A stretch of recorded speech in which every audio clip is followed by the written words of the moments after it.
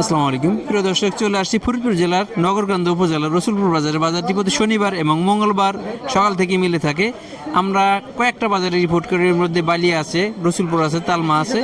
আজকে আসছি রসুলপুর বাজারে। আমরা এসে দেখলাম বাজারটা একবারে স্থবির, কারণ আমরা সবসময় বলে থাকি বাজারের দুইজন বিশিষ্ট ব্যবসায়ী, পেঁয়াজ ব্যবসায়ী আব্দুল খালেক ভাই এবং পাট ব্যবসায়ী আব্দুল মালেক ভাই, এদেরকে নিয়ে আমরা মূলত কাজ করি। এবং এই শুধু আমরা না, এই পুরো এলাকার পেঁয়াজ এবং পাট যারা চাষ করে কৃষকরা পুরোটাই তাদের পুরো অনেকটাই নির্ভরশীল। তা আজকে বুঝতে পারলাম হারে হারে। আজকে যখন বাজারে আসছি দেখলাম পেঁয়াজের বাজার মন প্রতি 200 টাকা থেকে 250 টাকা কমে গেছে আব্দুল খালেক ভাই পেঁয়াজ না কেনার কারণে।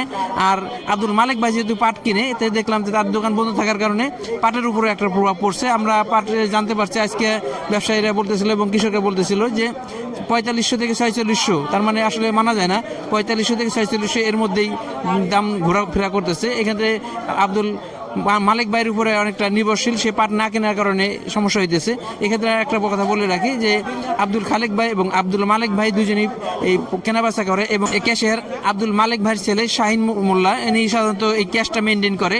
এই মিথ্যা মামলায় জেলে থাকার কারণে দুইজনের ব্যবসায়ী বন্ধ হয়ে গেছে, কারণ তাদের ক্যাশটা সাধারণত এই শাহিন ম্যানেজ করে।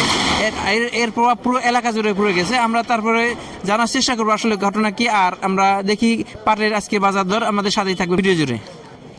আমরা দীর্ঘ 2.5 বছর থেকে 3 বছর যাবত আপনাদের সাথে আছি এবং সবসময় বাজারে আসি। আমরা সবসময় আব্দুল মালেক ভাই এবং খালেক ভাই এবং তার পরিচিত যারা আছে এদের সাথে যোগাযোগ রাখি এবং তাদের সাথে আমাদের ওঠা বসা আছে। আমরা এ পর্যন্ত দেখি নাই তাদের কত খারাপ আচরণ বা তাদের খারাপ কোনো কথাবার্তা শুনি নেই। আমরা জানি তারা দুজনে অত্যন্ত ভদ্রলোক এবং ভালো লোক, এবং এই যে এলাকার যে পলিটিক্স বা এক মিথ্যা ষড়যন্ত্রমূলক মামলায় তাদেরকে হয়রানি করা হচ্ছে বা তাদের গ্রেপ্তার করা হচ্ছে, আমরা চাই এর সঠিক তদন্ত করে এর সুষ্ঠু সমাধান চাই এবং দ্রুত তাদের মুক্তি কামনা করি। প্রিয় দর্শক, আমরা একটু কথা বলবো ব্যবসায়ীর সাথে। আজকে পাটের কি বাজার বা কেমন কি চলতেছে, কিছু পাট কিনতেছে, দেখি দাদার কি অবস্থা। আজকে পাটের কেমন আমদানি নাই, কোনো আমদানি নাই, আমদানি নাই? আমদানি নাই। গতদিন কিরকম কিনছেন? 4800 4800 বিক্রি হয়েছে গতদিন। গতকাল। আজকে কেমন নিয়ত করছেন? ওইভাবেই ধরেন আপনার, একটু কম বেশি আর কি।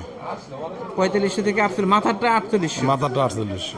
দর্শক, আব্দুল মালেক ভাই এবং আব্দুল খালেক ভাই যেহেতু একটু ঝামেলায় আছে, তাদের সাথে সংহতি জানিয়ে গতদিন বালিয়া বাজার পুরোটাই বন্ধ ছিল, কারণ কৃষকরা তাদের উপর অনেকটা নির্ভরশীল এবং তাদেরকে ভালোবাসে, এই কারণেই বাজারটা বন্ধ ছিল। আজকে এসে দেখলাম এই রসুলপুর বাজারে এখানে পাটের আমদানি একবারেই বন্ধ, কারণ অনেকেই জানে যে মালেক ভাই এবং খালেক ভাই ঝামেলা আছে, এবং তাদের সাথে সংহতি জানিয়ে আজকে আমদানিও খুব একটা দেখতেছি না, এই কারণে আমরা পাট খুব একটা দেখাইতে পারলাম না। তো ব্যবসায়ীর মাধ্যমে জানছি গতদিন 4800 সর্বোচ্চ মাথা বিক্রি হয়েছে, এবং আরেক ব্যবসায়ী ভাই বলছে যে মিল থেকে তাদের বলছে, আরেক ব্যবসায়ী বলছে যে আজকে সর্বোচ্চ 4500 থেকে 46, 47, 48 এরকম একটা দাম তারা দেওয়ার চিন্তা ভাবনা করছে বা দিবে। তার মানে পাটের দাম কিন্তু নিম্নমুখী, যাদের ঘরে পাট আছে তারা চিন্তা ভাবনা করে দেখবেন। আমরা পাট খুব একটা দেখাইতে পারলাম না, আমাদের সাথেই থাকবেন। ধন্যবাদ সবাইকে, আসসালামু আলাইকুম।